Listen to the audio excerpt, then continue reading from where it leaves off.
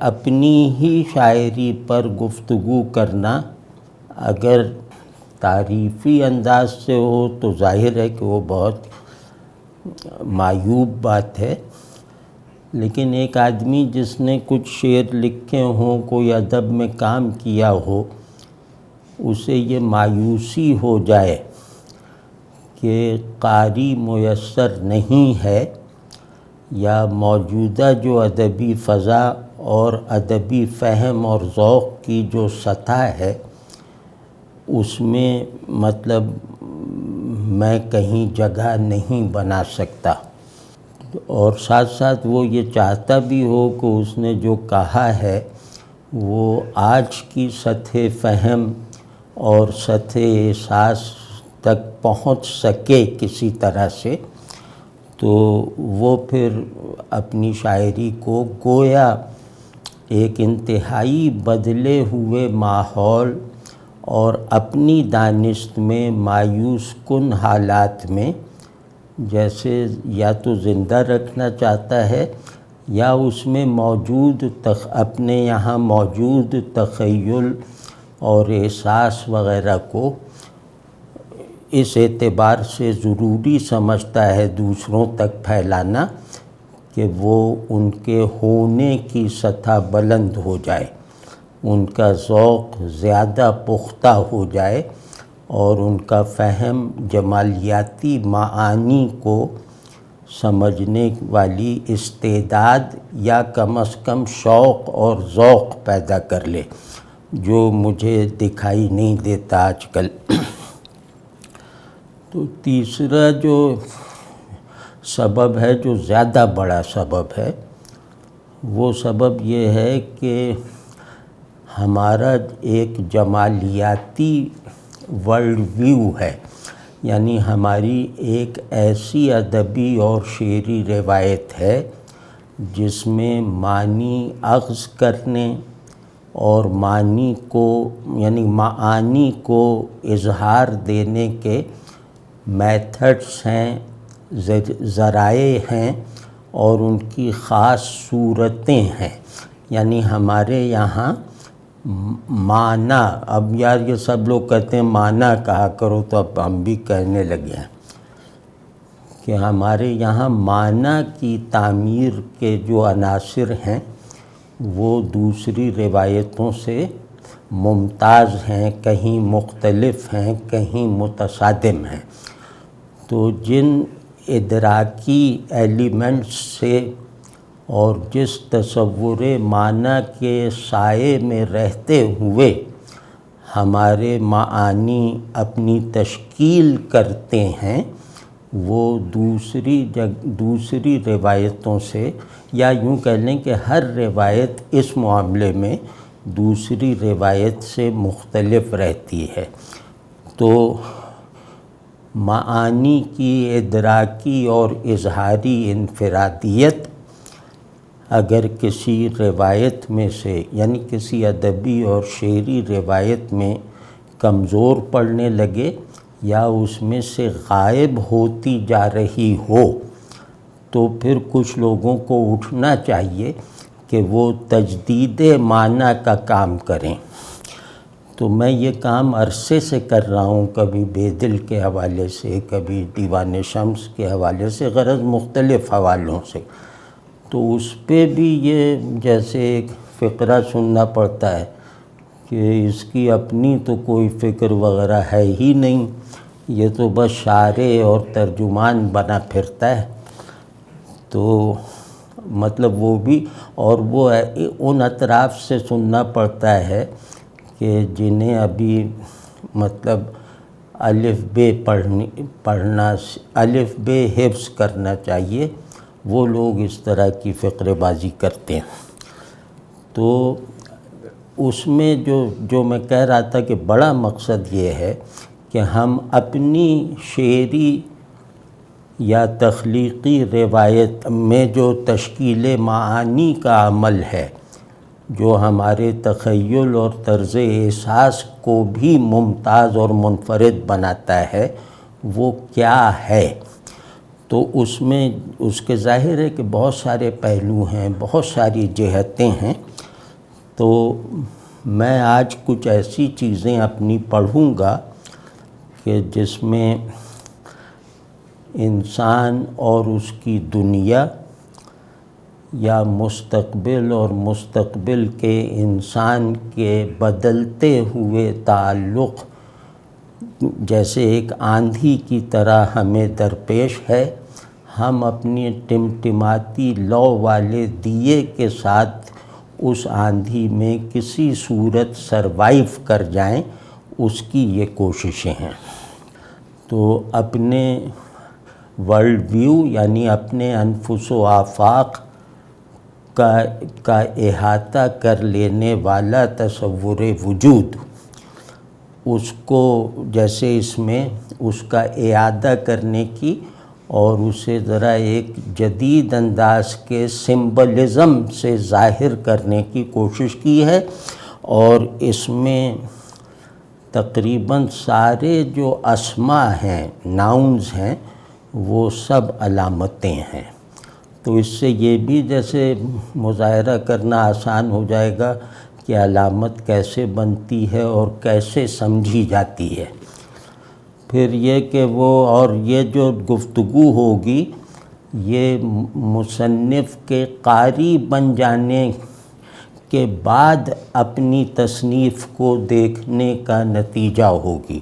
مطلب میں اب اس پہ اگر کوئی تشریحی بات بھی کروں گا تو اس میں بس اس حد تک پہنچوں گا کہ مصنف شاید یہ کہنا چاہتا ہے، اور یہ سچی بات ہے کہ مجھے اپنے ہی لکھے اور کہے ہوئے پر اس سے زیادہ نہیں اعتماد کہ میں بس یہ کہہ سکوں کوشش کر کے کہ مصنف شاید یہ کہہ رہا ہے، اور یہ شاید بہت بڑا ہے.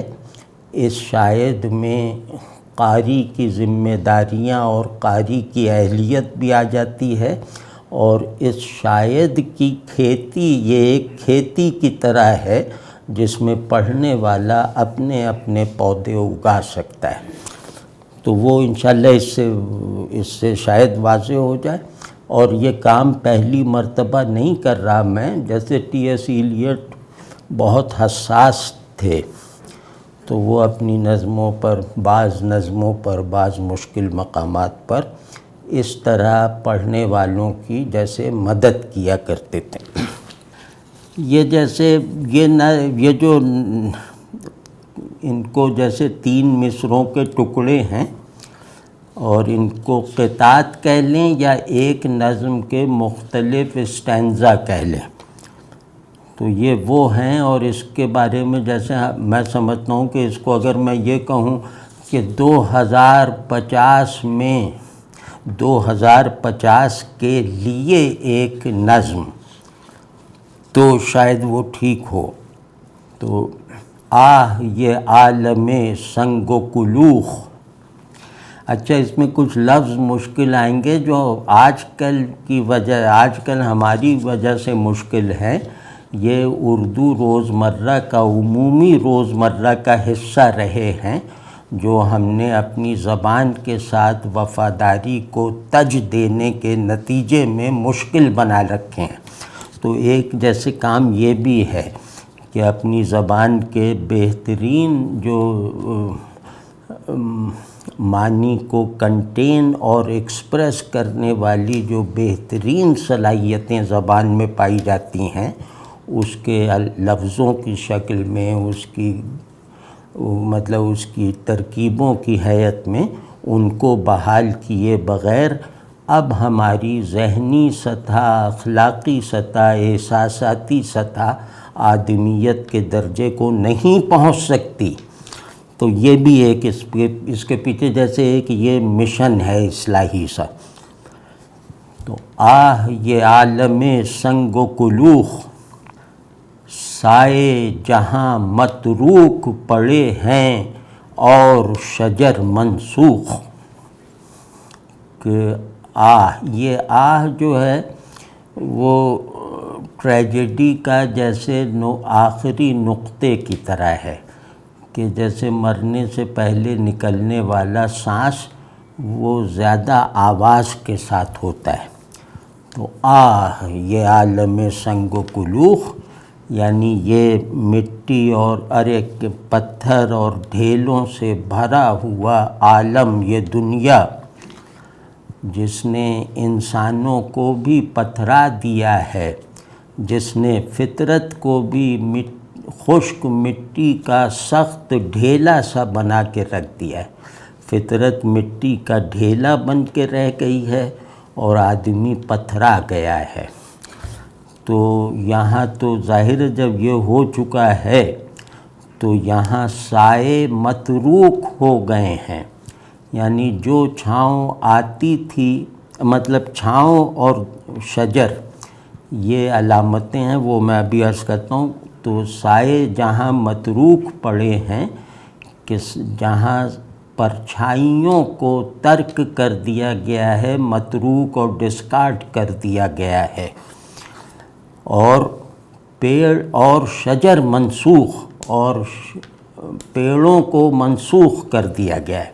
یعنی یہ ایک ایسا اسکرپٹ آف بینگ ہے، یہ ایک ایسا script of cosmic and human being ہے جو بدل دیا گیا ہے مکمل طور پر. اس کی ساری پرانی عبارتوں کو مٹایا جا رہا ہے. اس کی پرانی عبارتیں یہ تھیں کہ نرمی ہے، شفقت ہے، کائنات ہری بھری شاداب ہے، آلودگی سے آزاد ہے. آدمی جو ہے وہ اپنے قلب کے ساتھ جو ہے وہ رہنے کے حقوق ادا کر رہا ہے. آدمی معاشرت کو سیلف لیسنس کی بنیاد پر جو ہے وہ نبھانے میں کامیاب چلا آ رہا تھا. فطرت جو ہے وہ مظہر جمال بننے کی ذمہ داری بہت عمدگی سے ادا کرتی جا رہی تھی. تو یہ کائنات اسی لیے بنائی گئی تھی، یا اس کائنات کا جو ہمارا ورژن ہے وہ یہ تھا جس کو اب مٹا دیا گیا ہے. اگر یہ تصویر تھی تو اس کو مٹا دیا گیا، یہ عبارت تھی تو اسے ڈیلیٹ کر دیا گیا. اب یہاں آدمی سایہ فطرت کی وہ تاثیر ہے جو انسان کو احساس تحفظ اور احساس طمانینت میں رکھے. تو فطرت مہربان ہو تو پھر آدمی مطمئن ہے، سیراب ہے. اور فطرت سے اس کی مہربانی کے جو مظاہر ہیں اور ذرائع ہیں وہ اگر چھین لیے جائیں، یعنی فطرت اب سایہ دینے کے لائق نہ چھوڑی جائے، تو پھر آدمی بے امان ہے. اور پھر وہ جیسے دھوپ سے پتھرایا ہوا آدمی ہے، وہ دھوپ جو موجود رہنے دیتی ہے نہ معدوم ہونے دیتی ہے. تو اب انسان اس کیٹیگری میں، نئی کیٹیگری میں آ گئے. آپ دیکھ رہے ہیں کہ طرح طرح کے جینڈرز بھی بن رہے ہیں.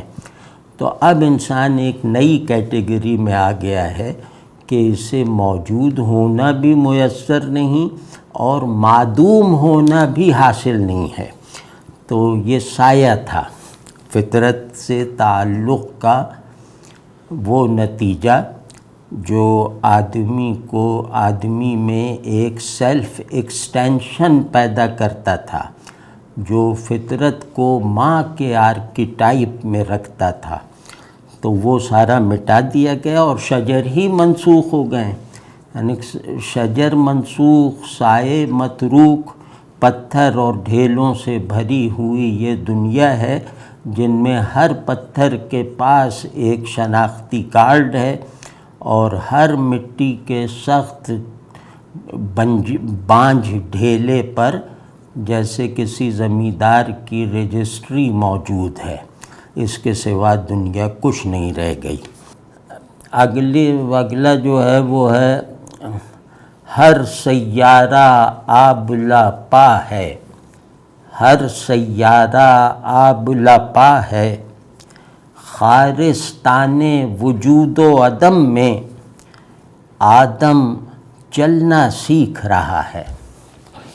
کہ اب یہ جیسے ایک کازمک ویو ہے کہ آدم اپنے آفاقی وجود میں کہ یہ کائنات کیا ہے، یہ کائنات جو وجود اور عدم کے قطبین میں معلق ہے، بینگ اینڈ نتھنگنیس کے گارے سے بنی ہوئی یہ کائنات اب کسی معلوم یا نامعلوم وجہ سے اب یہ ایک غیر محدود لامتناہی خارستان ہے، یعنی وجود اور عدم کا کائناتی کازمک جو پھیلاؤ ہے، جو پیمائش سے ماورا پھیلاؤ، یہ پھیلاؤ خارستان ہے، یعنی کانٹوں کی سرزمین ہے،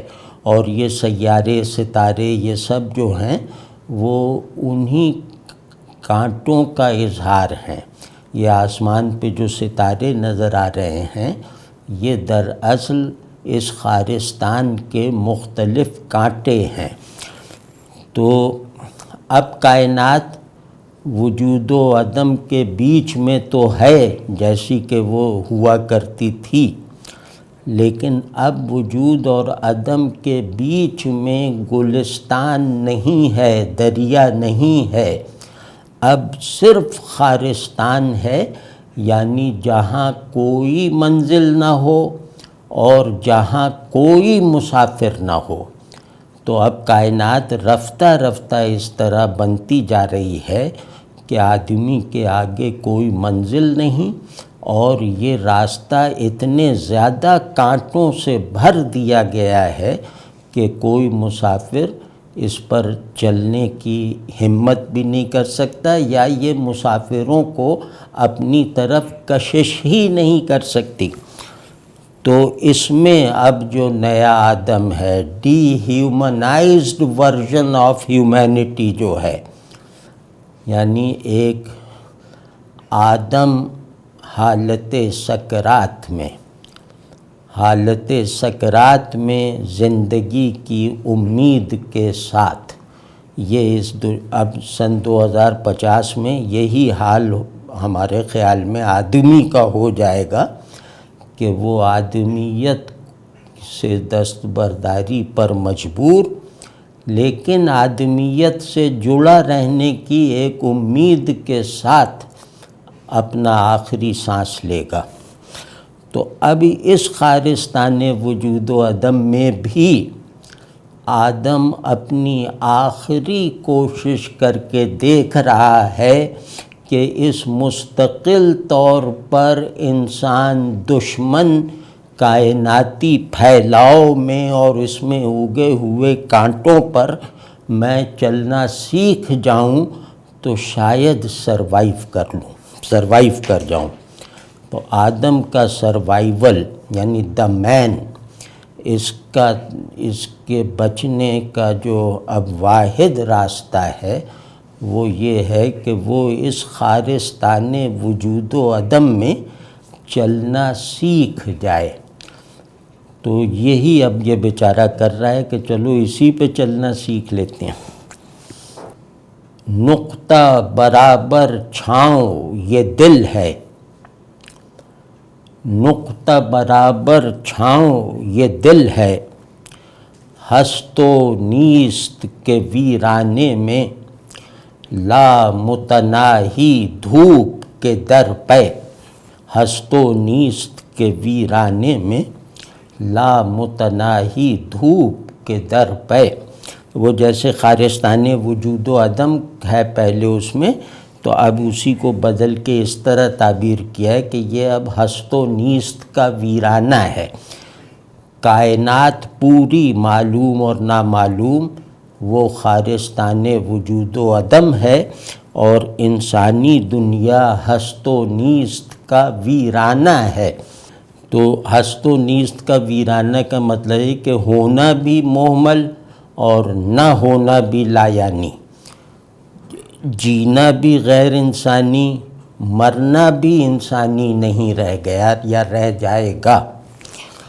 تو اب اس پس منظر میں دیکھیں کہ یہ دل جو میرا ہے یہ ایک نقطے کے برابر چھاؤں ہے، یعنی یہ دل ایک چھاؤں ہے، اس کا سائز نقطے جتنا ہے، اور یہ نقطے جتنی جو چھاؤں ہے، سایہ ہے، یہ ہست و نیست کے اس ویرانے میں، یعنی ہونے اور نہ ہونے کے اس ویسٹ لینڈ میں اب تک ڈٹا ہوا ہے، اور ڈٹا بھی کس کے سامنے ہے؟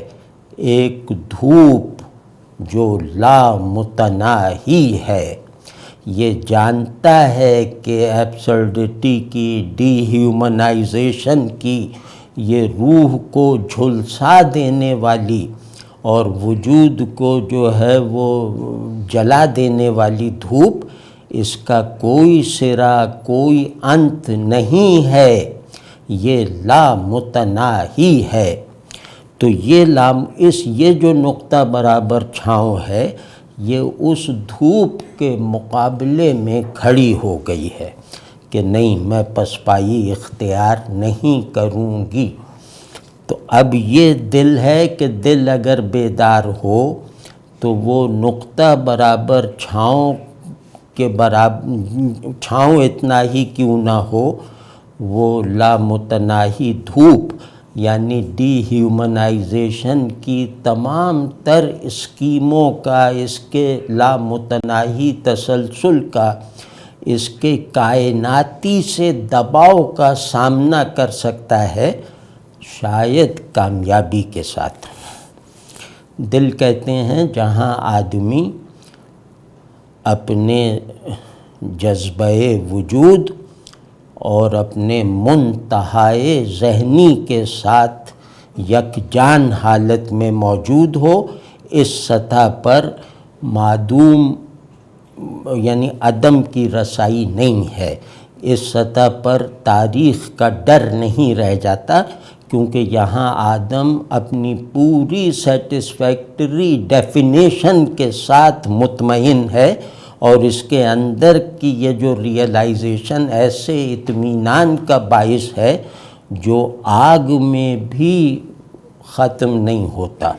مطلب آگ میں بھی ڈال دیا جائے تو یہ اطمینان ختم نہیں ہوتا۔ تو آدمی کی جو سیلف فلفلمنٹ ہے، آدمی اگر ایک سٹیٹ آف فلفلمنٹ میں ہے تو پھر وہ لامتناہی دھوپ، غیر محدود آگ، خارستان وجود و عدم، سب کا سامنا کر سکتا ہے۔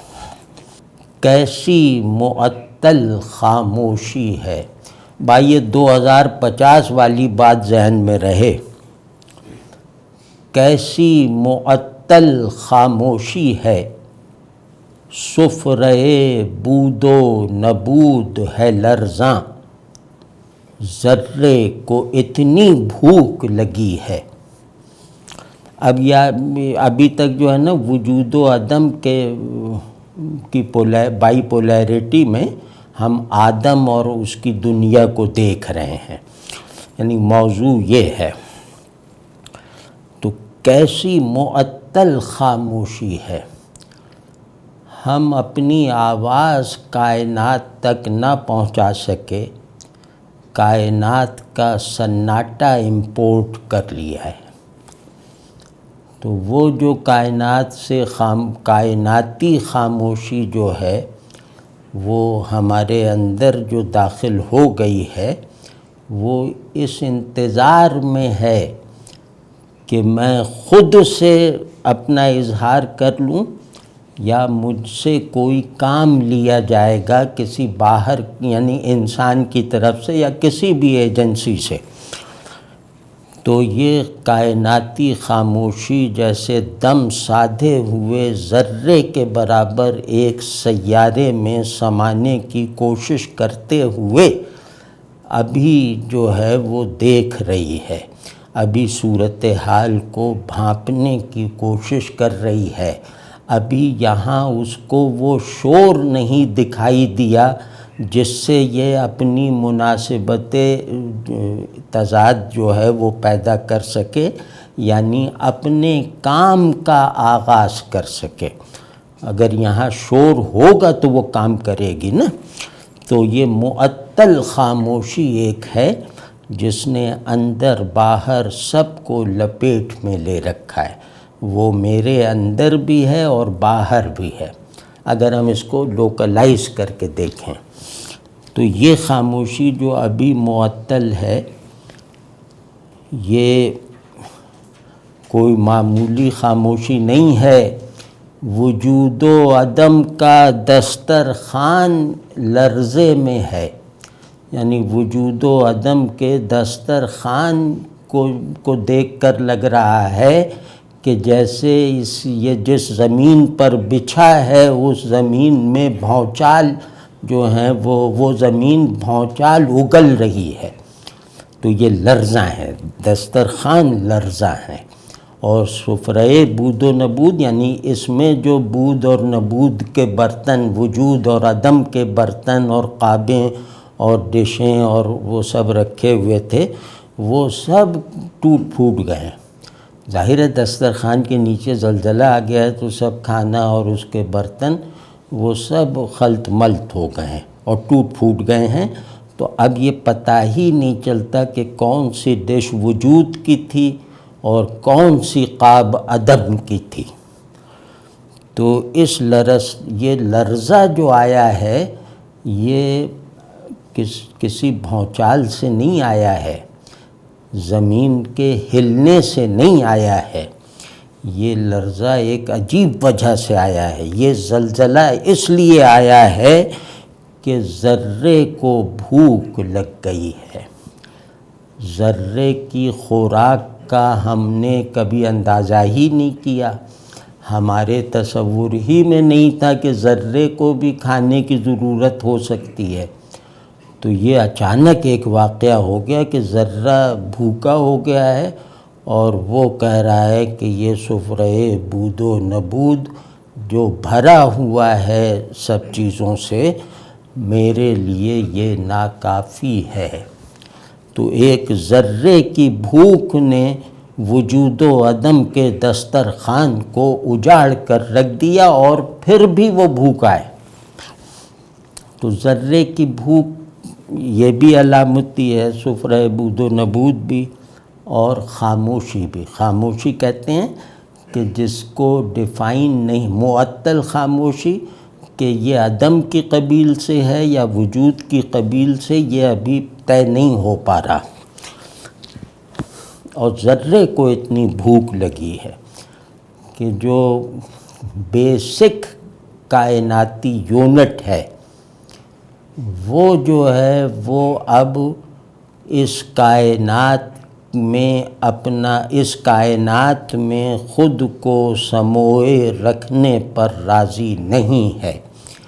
یہ کائنات جسے بگاڑ دیا گیا ہے، یہ کائنات جسے اجاڑ دیا گیا ہے، یہ کائنات جس کے آئینے وجود و عدم کو پھاڑ دیا گیا ہے، یہ ذرہ اب اپنی بھوک سے، اپنی اژدری بھوک سے اس پورے نظام کو چٹ کر جائے گا اور پھر بھی بھوکا رہے گا، یعنی نئی کائناتوں کا سبب بنے گا، نئے وجود و عدم کا سبب بنے گا۔ دل کو دھونا بھول گیا، دل کو دھونا بھول گیا، مجھ کو ہونا یاد نہیں ہے اور نہ ہونا بھول گیا۔ وہی تھیم چل رہا ہے نا، ہونے نہ ہونے کا۔ تو اب یہ ہیومن سکیل پر ہے۔ ابھی تک جو ہے وہ کائنات تھا، کائنات اور عدم، صرف کائنات، صرف وجود و عدم بطور اصول کائنات۔ اب یہ جیسے انسانی واردات ہے، اب انسان ہے کہ دل کو دھونا بھول گیا۔ دل انہی معنوں میں، seat of wisdom, seat of existence, seat of purity, کہ میں نے دل کو جو دھونا چاہیے، مطلب ظاہر دل اپنا کام اسی وقت ٹھیک سے کرے گا جب اسے صاف رکھا جائے، تو اگر اس کو آلودہ کر دیا تو یہ دل وہ دل نہیں رہ جائے گا، یہ اپنا کام نہیں کر پائے گا۔ تو وہ میں بھول گیا، اور اب صورتحال یہ ہے دل کو کا دھونا بھول گیا۔ اس میں مضمر یہ ہے کہ میں دل ہی کو بھول گیا۔ اب نتیجہ کیا ہے کہ ہونا یاد نہیں ہے، ہونا میرا ماضی ہے، نہ ہونا میرا مستقبل ہے۔ حال یہ ہے کہ ہونا یاد نہیں ہے، اور مستقبل کا جو نہ ہونا ہے وہ بھی فراموش ہو چکا ہے۔ اب نہ میں ہونے کے لائق رہ گیا ہوں، نہ ہی نہ ہونے کے قابل رہا ہوں۔ تو یہ ایک ایسی ایبسرڈٹی ہے کہ مطلب یہ ایک ایسی ٹریجڈی ہے جو ہیرو یعنی انسان کی ایک غلطی اور ویکنس سے پیدا ہوئی ہے، اور وہ غلطی ہے دل کو دھونا بھول گیا۔ اگلا جناب ہے کہ گم ہیں تمامی گرد و نواح۔ اب تمامی وغیرہ عام لفظ تھے، لیکن افسوس تمامی مطلب سارے، گم ہیں تمامی گرد و نواح، ناؤ میں دریا لاد رہا ہے تھکا ہوا ملاح۔ یہ اب یہ جیسے ہم اپنی دنیا میں ہیں، اب آدمی ہے، گم ہیں تمامی گرد و نواح، یعنی سمتیں، ڈائمنشنز، جہتیں، یہ سب غائب ہو چکی ہیں۔ اب جو لوگ اپنے اپنے علم کے مطابق اس کو فرض کیا جا سکتا ہے، کوئی فزکس جانتا ہو، کوئی میتھمیٹکس جانتا ہو، کوئی جغرافیہ جانتا ہو، غرض ہم زمین اور اس کے نظام اور وجود اور اس کی ضروریات اور اطراف، اس کا جس بھی پہلو سے علم رکھتے ہوں یا اندازہ رکھتے ہوں، ان تمام پہلوؤں سے یہ دیکھا جا سکتا ہے کہ ہر چیز کانٹیکسٹ لیس ہو چکی ہے، ہر چیز اپنے کانٹیکسٹ سے باہر نکل چکی ہے، یعنی ایک کیاس ہے جس میں سینٹر آف کیاس میں آدمی ہے، اور اس کی دنیا ہے، لیکن ڈائمنشن لیس ہے، ایم لیس ہے، اور مطلب یہ کہ وہ کیا کہتے ہیں کہ پرٹیکولرائزڈ نہیں ہے، پرٹیکولرائزیبل نہیں ہے، یعنی موجود ہے بھی اور نہیں بھی، کیونکہ پرٹیکولرائزیشن کہتے ہیں کسی چیز کو محدود کرنا تاکہ وہ موجود ہو جائے اور علم میں آ سکے، کیونکہ پرٹیکولر موجود خارجی کو کہتے ہیں، یونیورسل وجود ذہنی کو کہتے ہیں۔ تو یہ ذہنی وجود موجود نہیں ہے، وہ تصور ہے، تو وجود کے لیے شرط ہے کہ وہ کچھ حدود کو اپنے لیے قبول کرے، تو ان معنوں میں کہ اب وہ حدود ہی غائب ہو گئے۔ حدود جب غائب ہو گئے تو کانٹیکسٹ اگر سارا غائب ہو گیا تو جس کا کانٹیکسٹ تھا وہ بھی غائب ہو گیا، یا یہ کہ وہ اس کی ذمہ داریاں ہی ساری بدل گئیں، اس کے تمام کام اور تمام احساسات اور اس کا تمام تشخص بدل چکا ہے، صرف ایک چیز رہ گئی ہے، وہ ہے تھکن۔ آدمی تھکا ہوا بہت ہے، مطلب سب کچھ ہو گیا، ساری قیامت آ گئی، سارے حدود ہستی و عدم ٹوٹ چکے ہیں، لیکن یہ آدمی جو ہے ابھی رہتا ہے اور یہ تھک گیا ہے، یہ بہت زیادہ تھکا ہوا ہے۔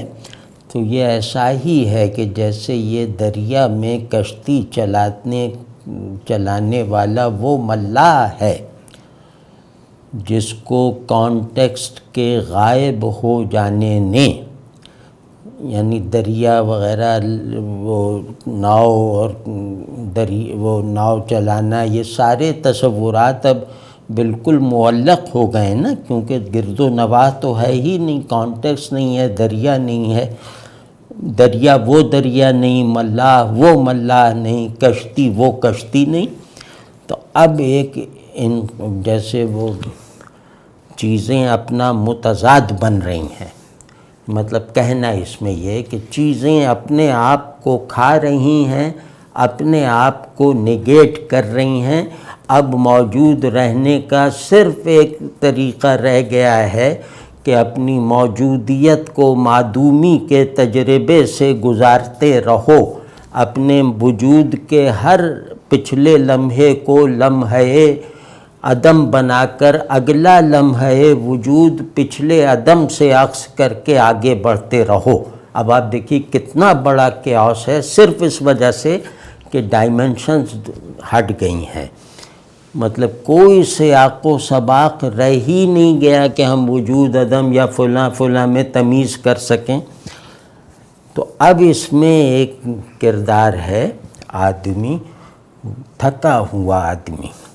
اس نے جب دیکھا کہ نہ دریا نہ ماحول، نہ دریا نہ ناؤ، نہ کچھ بھی نہیں، نہ ساحل، تو یہ تھکے ہونے کے باوجود اس پورے سیاق و اس پورے کیاس سے نکلنے کی ایک آخری کوشش کر رہا ہے، اور وہ کوشش یہ ہے کہ یہ کائنات کو اس کا ہونا فراہم کر دے، یعنی اس کی ڈائمنشنز اور اس کا سیاق و سباق دوبارہ بحال کر دے، یا نئی طرح سے کانٹیکسچولائز کر دے، اس کو نیا کانٹیکسٹ فراہم کر کے بامعنی بنا دے۔ تو یہ انتہائی تھکے ہوئے ہونے کی حالت میں بھی یہ دریا کی ہمدردی میں اس کو لاد کر، جو اس کو اٹھا کر وہ اپنی ناؤ میں لاد رہا ہے، کیونکہ ناؤ اس کی ہے، دریا اس کا نہیں ہے۔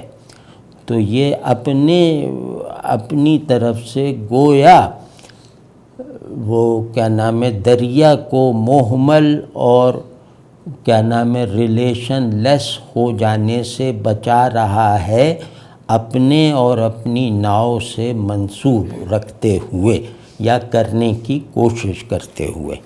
تو ناؤ میں دریا لاد رہا ہے تھکا ہوا ملاح۔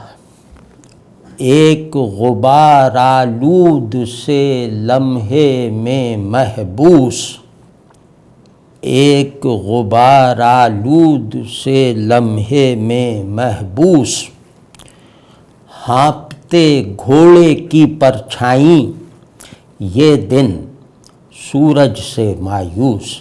یہ تھوڑا سا سرریئلسٹک بھی ہے اور مطلب جدید بھی تو ہونا چاہیے نا، تو اس طرح سے یہ بھی جیسے ہماری موجودہ یا آئندہ حالت ہے کہ اب دن نہیں رہ گیا، 24 گھنٹے ہوتے ہیں نا دن میں، تو 24 گھنٹے کی عمر رکھنے والا یا پھیلاؤ رکھنے والا دن اب ایک غبار آلود لمحے کا قیدی ہے، یعنی 24 گھنٹے ایک غبار آلود سیکنڈ میں سمائے ہوئے ہیں، بلکہ قید ہیں۔ اور منظر یہ ہے کہ دن ایک غبار آلود لمحے میں قید ہے، اور اس کی ایک نشانی رہ گئی کہ ایک ہانپتے گھوڑے کی پرچھائیں، کہ یہ دن اس لمحے کی قید میں رہتے ہوئے اپنے بانی یعنی سورج کے آگے، سورج کی مہربانی سے اپنا اظہار بس اتنا کر رہا ہے کہ جیسے کوئی ہانپتا ہوا گھوڑا ہے یہ دن، اس قید میں وہ گھوڑے کی طرح، ریس کے گھوڑے کی طرح ہانپ رہا ہے، اور ایک دوسرا پہلو یہ کہ یہ جس لمحے میں قید ہو گیا ہے یہ لمحہ بہت بڑا ہے، تو یہ اس لمحے کے جو بہت وسیع وہ پنجرہ ہے اس میں تگ و دو کر رہا ہے کہ میں کسی طرح اسے پار کر جاؤں، لیکن یہ 24 گھنٹوں پر مشتمل ہونے کی وجہ سے ایک ابدیت رکھنے والے راستے کو طے نہیں کر پا رہا۔ تو اب اس کا جو حال ہے وہ ایسے ہی ہے کہ یہ اب ہانپتا ہوا گھوڑا نہیں رہ گیا، بلکہ اس کی پرچھائی بن کے آگے بڑھنے کی کوشش کر رہا ہے یہ دن۔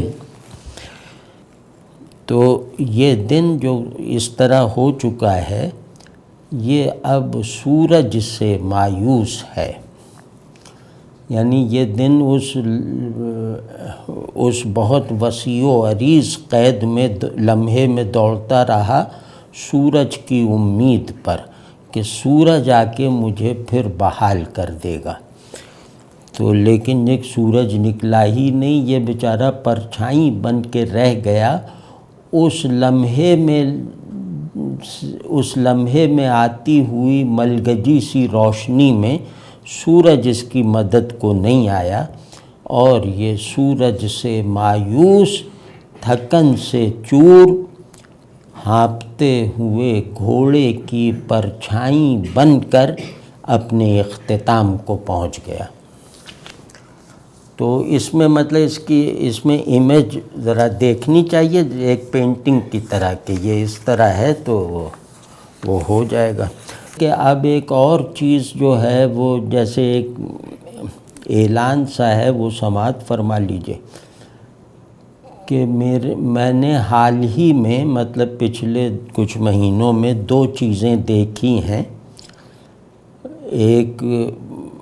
ایک تو دیکھی ہے کوئی 6-8 ماہ پہلے، وہ ہے ایک کتاب جس کے مصنف ہیں جمشید اقبال صاحب، اور اس کا نام ہے فکری روایات، تو وہ میں نے دیکھی۔ پھر ایک کتاب دیکھی، وہ ایک دوست گھر دے گئے تھے، وہ ہے کتاب کہانی یاسر جواد صاحب کی، جو معروف مترجم ہیں، ٹرانسلیٹر ہیں۔ تو یہ دونوں کتابوں نے بہت زیادہ مجھے جیسے چونکا سا دیا ہے۔ تو یہ کتابیں مطلب ایک تو یہ کہ بہت اچھی مطلب بہت علمی، بہت تاثری اور بہت پیشن رکھنے والی ہے جیسے، اور لیکن یہ کہ اس سے زیادہ مجھے ایک چیز کا اور جیسے وہ کرنا ہے، مظاہرہ کرنا ہے، وہ یہ کہ مکمل اختلاف کی حالت میں جس سے اختلاف ہے اس کی تکریم اور اس کی تعریف کیسے کی جاتی ہے، یا مکمل اختلاف یعنی 99% نہیں 100% اختلاف کا پروڈکٹیو اور جیسے ایک ہیومنلی اظہار کیسا ہوتا ہے وہ میں ڈیمانسٹریٹ کرنے کی کوشش کروں گا۔ اللہ کرے کہ یہ کوشش ہم کر بھی سکیں اور اس کا کچھ مثبت اثر بھی پڑے لوگوں پر۔